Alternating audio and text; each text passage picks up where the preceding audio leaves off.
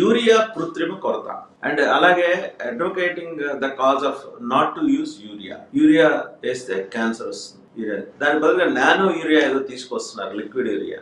దానివల్ల పెద్ద వ్యవసాయ శాస్త్రవేత్తలు, అనుభవజ్ఞులు నిన్నటికి నిన్న మన అగ్రిమిషన్ former vice chairman MS Nagireddy గారు వారు కూడా చెప్పారు, ఇది దాని ధాన్యం లసలసలాడిపోతూ దాని సైజు కూడా తగ్గిపోతూ వస్తుంది, ఈల్డ్ పడిపోతుంది. ఇప్పుడు ఇంకొక సస్పిషన్ ఉంది, ఒక అనుమానం ఉందండి. దాదాపు 2 లక్షల టన్నుల యూరియా బ్లాక్ మార్కెట్లోకి వెళ్ళిపోయింది అని ఒక అనుమానం. అది ఎవరి చేతుల్లోకి వెళ్ళింది? అసలు ఈ కృత్రిమ కొరత రావటం గవర్నమెంట్ ఆఫ్ ఇండియా ఇష్యూ చేసిన జేపీ నడ్డా గారు ఇష్యూ చేసిన లెటర్ చూశారు మీరు. దాంట్లో ఆయన స్పష్టంగా చెప్పారు, మేము ఇంత అలొకేట్ చేశాం కదా అని. ఆల్రెడీ అలొకేట్ చేశాం కదా, ఆ అలొకేట్ చేసిన దాంట్లో మిగిలిందేమని. ఇక్కడ ప్రాథమిక 2వ అంశం అంటే ప్రభుత్వం వ్యవహరించే తీరు అనుమానాల్ని పెంచుతామని. ఇప్పుడు చంద్రబాబు నాయుడు గారు ఫస్ట్ ఏమన్నారు, వైఎస్ఆర్ కాంగ్రెస్ పార్టీ దీనిపైన ఆందోళన చేసిన వెంటనే లేని సమస్యను తెచ్చుకుంటున్నారు. పేక్ రైతులు అంటే వైసీపీ రైతుల్ని ఆర్గనైజ్ చేసుకొని కేవలం ప్రభుత్వాన్ని బదనాం చేయడం కోసమే. అంటే అర్థం ఏంటి ఆ పాయింట్కి? వైసీపీ రాజకీయం చేస్తూ ఉంది కానీ అసలు సమస్య లేదు, ఫస్ట్ స్టెప్. 2వ స్టెప్కి వచ్చేసరికి మేము లెటర్లు రాసినాము, వస్తున్నాయి, ఇస్తున్నాము, 2వ స్టెప్. ఇప్పుడు 3వ స్టెప్ చూడండి. కలెక్టర్ల మీటింగ్లో చంద్రబాబు గారు పరోక్షంగా చెప్పింది, మీరు సమస్య సృష్టి వల్ల నాకు సమస్య వస్తుందని చెప్పినాడు. అంటే సమస్య ఉన్నట్టు ఒప్పుకుంటున్నారా? అంటే స్టెప్ చూడండి. ఫస్ట్ స్టెప్ లేదు, పేక్ రైతులతో ఆందోళన. 2వ స్టెప్ మేము ఆ పనిలో ఉన్నాము. 3వ స్టెప్ మీ వల్ల మాకు సమస్యలు వస్తున్నాయి. మీ వల్ల మాకు సమస్యలు వస్తున్నాయంటే సమస్య వస్తుందంటే ఉందని. ఇప్పుడు కేంద్ర మంత్రి గారు చెప్పిన ప్రకటన ప్రకారం యూరియా సబ్సిడీగా ఇచ్చినారు, వెరీ గుడ్. ఇచ్చిన తర్వాత దాన్ని చేయలేదంటే సమస్యలు వస్తుందంటే కలెక్టర్లు సరిగ్గా చేయలేదని అర్థం వస్తుంది కదా. లేదా గోడన్స్ చెకప్ చేయడం, ఏదైనా బ్లాక్ మార్కెటింగ్ జరుగుతుందా, చేతివాటం ప్రదర్శన, ఇవన్నీ చూసుకోవాల్సిన అధికారులు ఏమైనా సరిగ్గా పనిచేయలేదని చంద్రబాబు గారు అనుకుంటున్నారా? అనుకుంటే మొదటి నుంచి అదే స్టాండ్లో ఉండండి. వచ్చాయి లేదా సమ్ XYZ తప్పులు జరిగినాయి, మేము సరిదిద్దుకుంటాం అని చెప్పండి, దానికి అర్థం ఉంటుంది. స్టార్టింగ్లో ఏమో దబాయించేసి అసలు సమస్య లేదు, పేక్ రైతులు. 2వసారి పరిశీలన, 3వసారి మీరు తప్పులు చేసి నాకు సమస్యలు తెస్తున్నారు. అంటే మొదటి దానికి చివరి దానికి ఎంత తేడా ఉంది? అప్పుడు జగన్ గారు చెప్పిన ఆందోళన కరెక్ట్ కదా. అప్పుడు ఏమవుతుంది? కేంద్ర ప్రకటన, రాష్ట్ర ఆందోళన, ప్రభుత్వం 3 దశల్లో మారిన వైఖరి కారణంగా సంథింగ్ ఈజ్ రాంగ్ అని ఎవరైనా అనుకుంటారు. జరిగిందా జరగలేదనేది ఆధారాలు మనకు లేవు, కానీ జరిగిందా, ఇట్లాంటి ఆరోపణలకి ఇట్లా విమర్శలకి మీరు వైఖరులు మార్చుకున్న తీరు, మీరు వ్యవహరించే తీరు కారణం అవుతున్నాయా లేవా అనేది ప్రభుత్వం ఆలోచించాలి. ఇప్పుడు యూరియాకి సంబంధించినంత వరకు క్యాన్సర్ తక్కువ వాడాలి, ఎవరు వద్దంటున్నారు?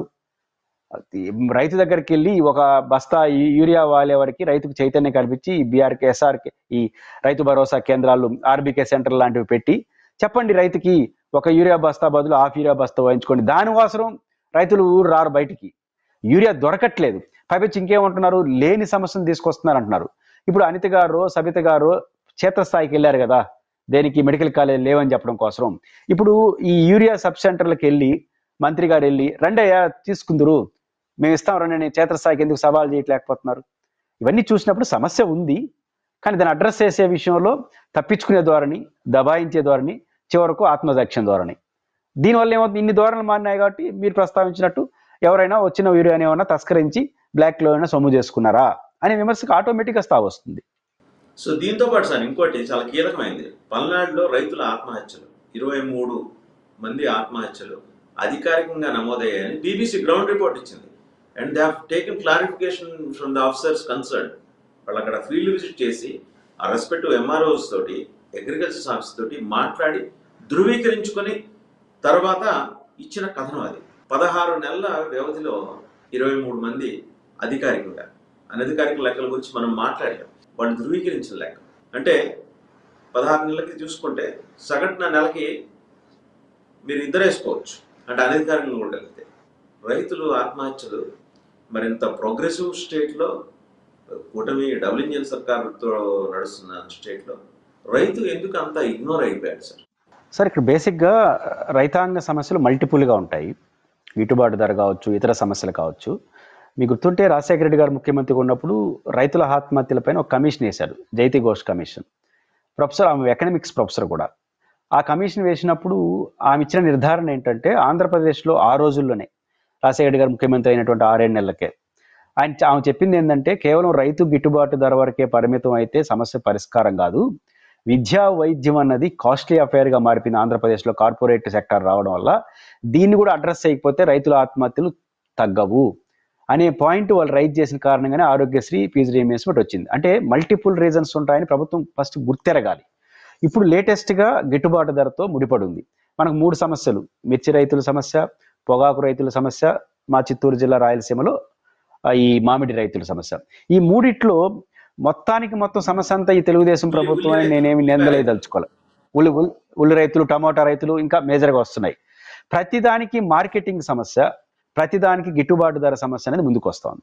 దీని 100% ఈ ప్రభుత్వమే మొత్తం చంద్రబాబు గారి కారణమని నేను బండగా ఆలోపించదలుచుకోలేదు. కానీ ఈ ప్రభుత్వానికి ఒక బ్లెండర్ మిస్టేక్ ఉంది. అదేంటంటే ఈ ప్రభుత్వం 2047 గురించి ఆలోచిస్తుంది, 2026 గురించి ఆలోచించట్లా. 24లో కూర్చొని 47 గురించి ఆలోచిస్తుంది, 26 గురించి ఆలోచించలేదు.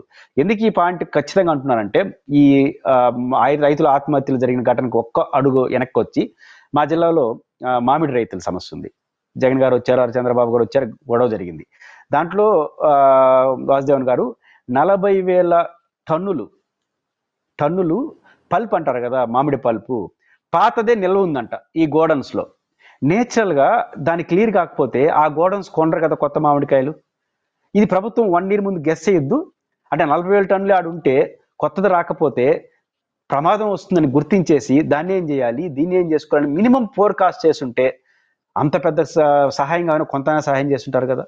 ఇంకొక ప్రభుత్వం ఫోర్కాస్ట్ చేయట్లేదు, 47 గురించి ఆలోచించి 26 గురించి ఆలోచించలేదు. ఎందుకు గట్టిగా మాట్లాడుతున్నానంటే, ఈ పల్పు, మామిడి పల్పు ఉంటుంది కదా వాసుదేవన్ గారు, ఈ మామిడి పల్పుని ఈ జ్యూస్లో వాడతారు కదా, అది 16% ఉండేదంట ఒకప్పుడు. మొత్తం ఆ బాటిల్లో 16% మామిడి పల్పు ఉండేదట. ఇప్పుడు అది ఈ కంపెనీలు, ఈ మల్టీనేషనల్ కంపెనీలు అన్నీ 8% తగ్గించేసాయంట ఏది పల్పుని. అప్పుడు ఏమవుతుంది, ఒక మామిడికాయ అనేది 1/2 మామిడికాయ సరిపోతా ఉంది. అంటే మామిడి ఉత్పత్తి ఏమో పెరిగిపోతా ఉంది, పల్ప్ ఏమో పెరిగిపోతుంది, కాస్ట్ దాన్ని ఉత్పత్తి చేసేవాడు దాన్ని వాడేదాన్ని తగ్గిపోతుంది. ఇది ప్రభుత్వం మాట్లాడుకోవాలి కదా, ఆంధ్రప్రదేశ్ సీరియస్ సమస్య కదా, కేంద్రంతో డబ్బులింది సర్కార్ కదా, మాట్లాడుకోవాలి. ఇంకొక ఇంటర్నేషనల్ మార్కెట్లో సమస్య వస్తూ ఉందంట. అంటే ఇవన్నీ చంద్రబాబు గారి కారణం కాకపోవచ్చు. దేనికి కారణం? ఇవన్నీ ఉన్నాయి. మనం ముందే ఆలోచించుకుంటే, ఫోర్కాస్ట్ చేస్తే, తీవ్రమైన సంక్షోభం నుంచి రాష్ట్ర ప్రభుత్వం కొంత ప్రయత్నం చేస్తే, కొంత నివారణ వస్తే ప్రజలు అర్థం చేసుకుంటారు. మనకు ఆ ధ్యాస లేదు. ఇక్కడ మిర్చి రైతులది కానీ, పొగాకు రైతులది కానీ ప్రధానంగా వినిపిస్తుందంటే ఇంటర్నేషనల్ మార్కెట్లో వచ్చినటువంటి మార్పు. ఇంటర్నేషనల్ మార్కెట్లో ఎగుమతులు జరగట్లేదు, ఇతర దేశాల్లో పోటీ వస్తూ ఉంది, వాణిజ్య పంటలు పెరుగుతున్నాయి. యాక్సెప్ట్ చేద్దాం, దీనికి చంద్రబాబు గారు బాధ్యులు చేయలేం. అయితే ఈ సమస్య వస్తుందని ఫోర్కాస్ట్ చేయాలి కదా. చేసిన తర్వాత కేంద్ర ప్రభుత్వం మాట్లాడి వాణిజ్యపరమైనటువంటి ట్యాక్సులు, వాటికి చైనాతో వచ్చిన ట్యాక్సుల విషయంలో మార్పులు చేర్పులు చేసుకోవాలి, కేంద్రంతో మాట్లాడుకోవాలి. అన్నిటికన్నా మించి ఇప్పుడు ఈ ప్రభుత్వం ఏమంటా ఉందంటే, ఈ రోజు కాకపోతే ఇంకో 6 నెలలకి మార్కెట్ వస్తుంది, ఆ మార్కెట్ వచ్చిన తర్వాత మళ్ళీ మొదటికి వస్తుంది అని అంటున్నారు. గుడ్, ప్రభుత్వాన్ని నమ్ముదాం. అప్పుడు ఏం చేయాలి ప్రభుత్వం? మీరు కొనండి, 50% రేట్ ఇచ్చేయండి. ఒక క్వింటాల్కి 10,000, 20,000, 30,000, 25,000 అప్పుడు జగన్ గారు ఉన్నప్పుడు 21,000 అంత ఉండింది కదా. దాంట్లో మీరు 50% ఇచ్చేయండి, 10,000 ఇచ్చేసేయండి, రైతు దగ్గర తీసుకోండి, గోడంలో పెట్టుకోండి.